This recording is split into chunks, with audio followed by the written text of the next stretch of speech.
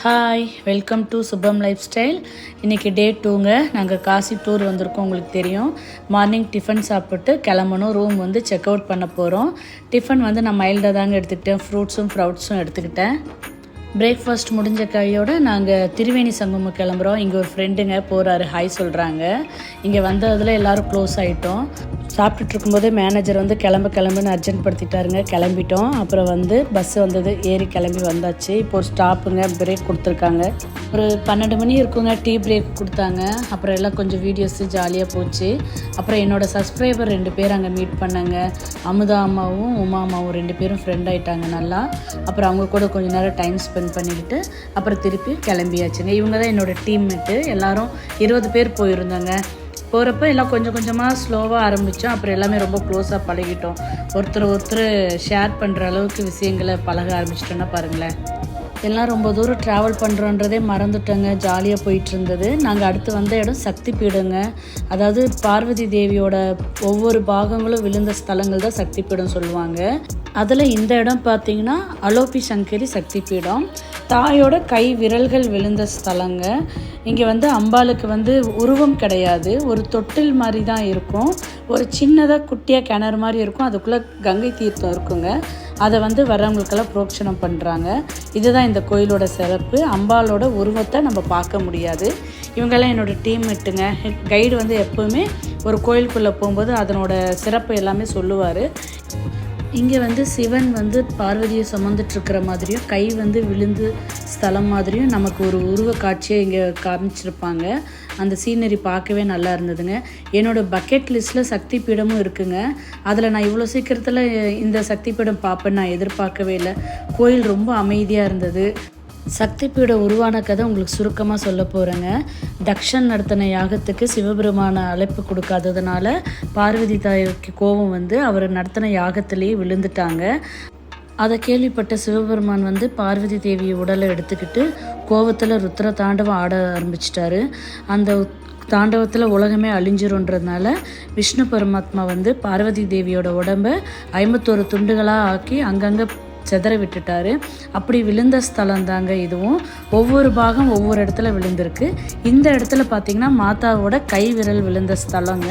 ஒவ்வொரு ஸ்தலமும் நம்ம கூடிய விரைவில் உங்களுக்கு எல்லாத்தையும் நான் காமிக்க போகிறேங்க. அப்புறம் கோயிலேருந்து கிளம்பி வந்துட்டோங்க. எங்களுக்கு லன்ச் பிரேக்குக்கு வந்து வெளியில் ஒரு ஹோட்டல் தான் கூட்டிகிட்டு போயிருந்தாங்க. மெனு சூப்பராக இருந்ததுங்க. நம்ம ஊர் ஃபுட்டு மாதிரியே இருந்தது. ஆனால் எல்லாத்துலேயுமே பூரியும் சன்னா மசாலா கம்பல்சரி கொடுத்துட்றாங்க. அப்புறம் வழக்கம் போல் சாம்பார், ரசம், மோர் எல்லாமே இருந்தது. நல்ல லன்ச்சுங்க. சாப்பிட்டு நாங்கள் வந்த இடம் வந்து பார்த்திங்கன்னா திரிவேணி சங்கமம்.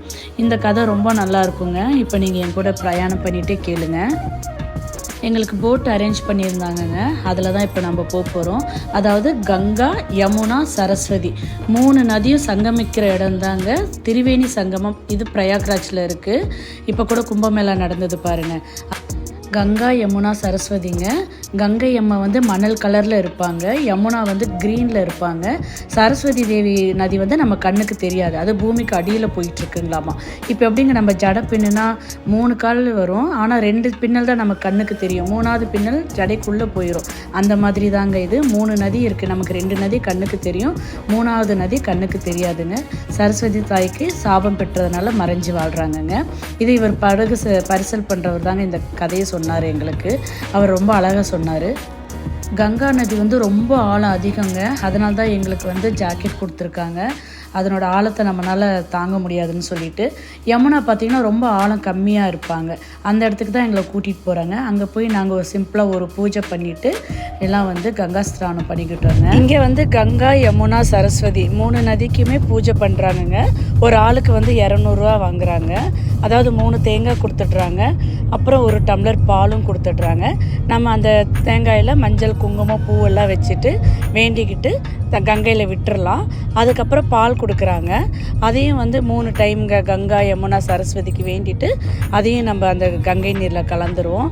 இதெல்லாம் பார்க்கும்போது ரொம்ப சிறப்பாக இருந்தது. இப்போ இந்த போட்டில் நாங்கள் வந்துட்ருக்கோம். பேக் சைடு ஒரு வியூ தெரியுது பாருங்கள். அது பழைய ராஜாவோட கோட்டைங்க. எல்லாம் அழிஞ்சிருச்சு. கொஞ்சம் அடையாள சின்னமாக இன்னும் இருக்குது. அப்புறம் அதை முடித்த கையோட நாங்கள் வந்த கோயில் வந்து படே ஹனுமன்ஜி டெம்பிளுங்க. அதாவது போர் நடந்துட்டு இருந்த நேரத்தில் ஹனுமன் ரொம்ப டயர்ட் ஆகிட்டாருங்களாமா. ரொம்ப சோர்வாக இருக்கும்போது லக்ஷ்மணன் சொன்ன இந்த இடத்துல நீங்கள் கொஞ்சம் நேரம் ஓய்வெடுங்கன்னு சொல்லி ஓய்வெடுத்தாராமா. அதுக்கப்புறம் தன்னோட எனர்ஜியை மறுபடியும் சேகரிச்சுட்டு போருக்கு தயாரானாராமா.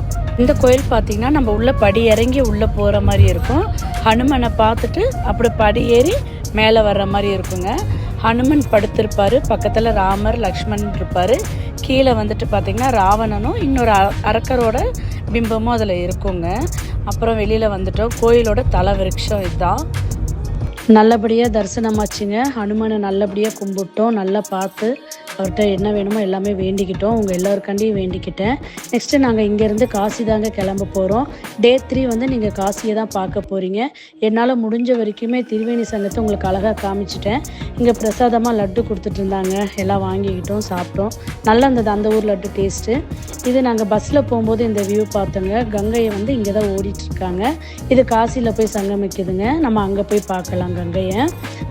அப்புறம் ஒரு ஈவினிங் டீ பிரேக் கொடுத்தாங்கங்க. இங்கே தான் கூட்டிகிட்டு வந்தாங்க. இங்கே டீ சமோசா அந்த மாதிரி வாங்கி கொடுத்துட்டாங்க. அப்புறம் சாப்பிட்டுட்டோம். அப்புறம் இங்கேருந்து நாங்கள் நேராக காசி தாங்க போனோம். இந்த ஹோட்டலில் தான் ரூம் போட்டிருந்தாங்க. டைரெக்டாக ரூமுக்கு போகலங்க, எல்லாம் டின்னரை முடிச்சுட்டு ரூமுக்கு போக சொல்லிட்டாங்க. ஏன்னா விடிய காத்தால 3 மணிக்கு கிளம்பணும், லேட் ஆச்சுன்னா விட்டுட்டு போயிடுவோன்னு மிரட்டினாங்கங்க. அதனால் சீக்கிரமாக டின்னரை முடிச்சுட்டு ரூமுக்கு வந்துட்டோம்.